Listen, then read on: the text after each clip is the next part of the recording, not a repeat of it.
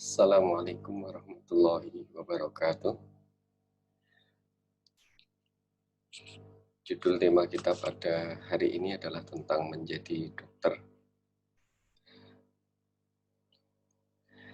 Mengapa kita bicara tentang profesi dokter?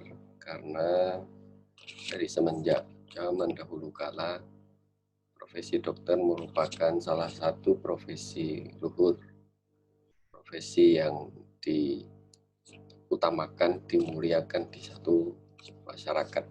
Semenjak zaman dahulu, semenjak zaman masih bersuku-suku, hidup di tengah hutan, bahkan ketika awal-awal kehidupan manusia di kehidupan agraris, dokter selain juga pendidik, guru, ataupun ulama, pemuka agama merupakan salah satu dari profesi yang termasuk profesi luhur di satu masyarakat. Ini terbawa sampai sekarang sehingga keluhuran profesi termasuk dalam hal ini adalah profesi dokter menjadi salah satu yang selalu diingat-ingatkan kepada semua yang menjadi dokter, semua yang berprofesi dokter agar keluhuran ini senantiasa dijunjung dengan tinggi. Ketika profesi ini merupakan salah satu dari profesi yang dibutuhkan oleh masyarakat semenjak zaman dahulu kala, sehingga kehadiran profesi dokter sebagai salah satu dari profesi yang dianggap mulia oleh satu masyarakat harus memberikan kemanfaatan juga untuk masyarakat. Kita mengenal di dalam profesi dokter, profesionalitas yang luhur merupakan salah satu komponen dari kompetensi yang harus diwujudkan sebagai seorang dokter. Di dalam pendidikan, mereka yang ingin menjadi dokter dididik salah satunya adalah kompetensi ini, agar ketika menjadi dokter, ketika menjalani profesinya mereka bisa menjalankan profesinya dengan baik, menjaga nilai-nilai keluhuran dari profesi di samping kemampuan-kemampuan yang lain seperti kemampuan keilmuan, keterampilan, dan yang lain-lain. Maka apa seseorang masih mau menjadi dokter? Ketika seseorang memutuskan untuk memilih untuk menjadi dokter, seseorang harus melihat bahwa bidang yang diambil ini merupakan bidang yang disukai atau bidang yang diminati. Jangan sampai seseorang mau menjadi dokter karena hanya aspek misalnya bahwa bidang ini bidang yang kalau dikerjakan nanti akan mendapatkan bayaran yang banyak. Sebagaimana di dalam slide ini ditentukan bahwa seseorang itu dikatakan bahagia kalau dia bisa menggeluti profesinya karena memang menyukai, memang ada minat dan bidang itu dibutuhkan oleh masyarakat, kemudian senantiasa mengasah keahliannya, dan otomatis nanti masyarakat akan memberikan imbalan dari pekerjaan profesi yang dilakukan oleh sehari-hari. Keempat hal ini yang harus senantiasa kita upayakan agar keempat-empatnya itu berjalan dengan seimbang.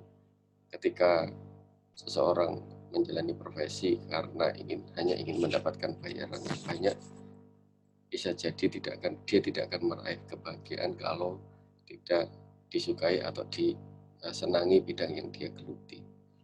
Demikian juga kalau seseorang itu mengerjakan satu profesi yang tidak dibutuhkan oleh masyarakat, meskipun dia menyukai, bisa jadi dia tidak akan mendapatkan kebahagiaan. Keahlian yang sudah dimiliki, keahlian yang dia sukai tapi tidak terlalu dibutuhkan oleh masyarakat, mungkin dia tidak akan mendapatkan kebahagiaan dibandingkan kalau ketika menggeluti profesi itu, profesinya itu merupakan bidang yang dibutuhkan oleh masyarakat. Dan profesi menjadi dokter, keempat hal ini bisa diwujudkan, maka seseorang akan menjadi dokter yang meraih kebahagiaan menjalani profesinya dengan sungguh-sungguh. Kita lihat penelitian dari Medscape tahun 2020. Antar generasi rupanya profesi dokter seperti apa yang diinginkan, yang disukai itu mengalami perubahan-perubahan. Mereka-mereka yang termasuk generasi baby boomer, kita melihat bahwa yang profesi yang paling diminati adalah yang paling bawah. Ada gastroenterologi, ada ilmu pulmonologi, public health, urologi, plastik surgery. Perubahan berubah ketika masuk generasi X dan demikian juga ke generasi milenial.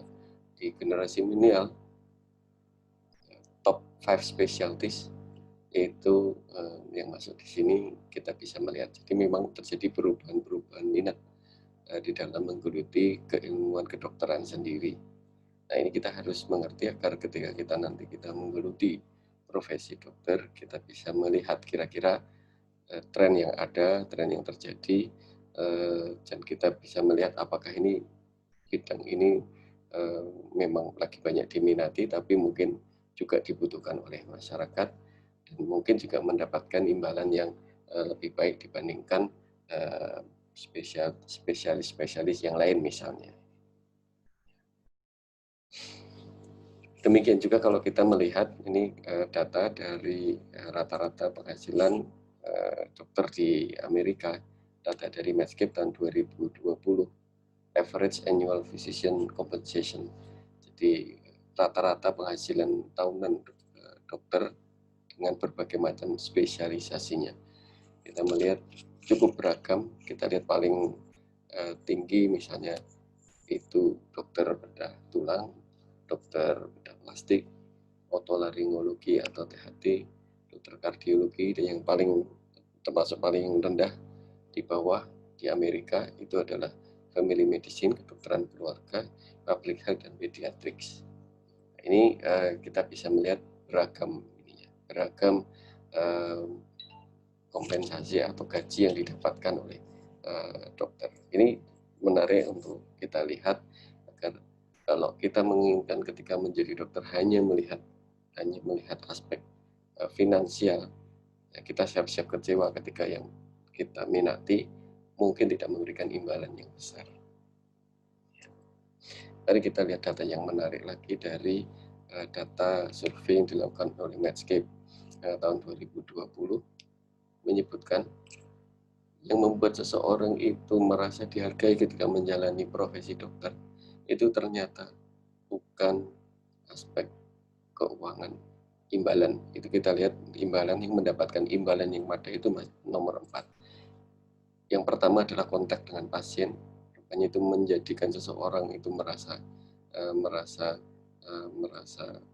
ketika menjalankan profesi dokternya itu merasa lebih dihargai daripada sekedar mendapatkan imbalan yang memadai. Mampu menegakkan diagnosis dan bisa menolong orang lain itu masih menjadi yang dirasakan sebagai penghargaan yang lebih daripada sekedar imbalan. Kita bisa melihat bahkan di Amerika trennya saja bukan orang hanya mengejar aspek materi saja, bukan hanya making good money, tapi bahwa ada hubungan yang baik dengan pasien, kemudian bisa memecahkan permasalahan pasien, bisa menolong sehingga mereka bisa hidup dengan lebih baik dari aspek kesehatan, itu lebih utama daripada sekedar mendapatkan imbalan, apalagi sekedar bangga menjadi dokter. Ini ada perkembangan yang menarik sekarang bahwa ke depan sepertinya akan ada banyak perubahan-perubahan terkait dengan kemajuan ilmu teknologi. Sekarang kita mengenal yang namanya artificial intelligence. Hampir semua pekerjaan-pekerjaan dokter mulai diubah menjadi semua computerized. Mungkin nanti satu saat kita tidak akan melihat lagi seorang dokter menggunakan stetoskop, karena stetoskop di abad 21 katanya adalah artificial intelligence.